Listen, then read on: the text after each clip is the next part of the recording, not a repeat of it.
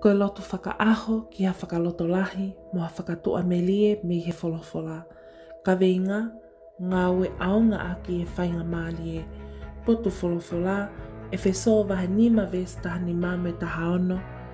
Ko ia mautokanga ki ho o maulaka whakatuutu ni, pe o ku whewhe hono anga, o oua te mo ngali ta e poto ai, ka e ngali poto, mo mo lama lama, ke ngā ue aonga aki ai whainga māli e.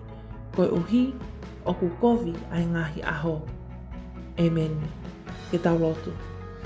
O tua mafi, o ku wafongaki au he wholofola e ahoni, ke ngā ue aonga aki ai whainga māli e. Koe whainga māli o eku mo ui, te utokanga ki he eku laka, ke whai o whakatatau ki ho whinangalo. O oua e toi whakamoleki hoku taimi he whai ai ngahi mea ta e poto, ai au kui kai ke tau me whinangalo e awhiona. Siso, koe whainga māli ko toa e kumo ui, ke whakamoleki pe hoku taimi, ke whai ho whinangalo, i ho hua whape sisu kalaisi ko koe hoku whakamo ui.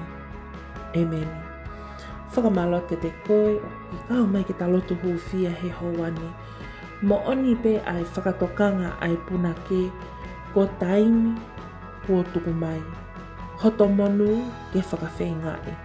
Whainga māli e aho moi pō, ka ikai puke, oi whakapō. Whewhe ho o ngā ue ki ai, na a oku ikai whai.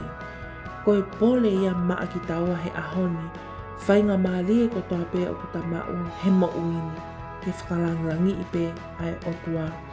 Eilelei, toko ni mai, nge esi mo uini puke ni mai, whakahoi fuai ho huawha, e te kotoa ke whai i he ofa, ko hai e lotu pehe, ka atoa ko au e ine. Lotu maua pe ki he eiki, a ke tau ngaue aonga aki ke whainga māli e o mo ui. Don't forget to subscribe, like, share our daily prayers of hope and encouragement from the Bible. Thank you and God bless.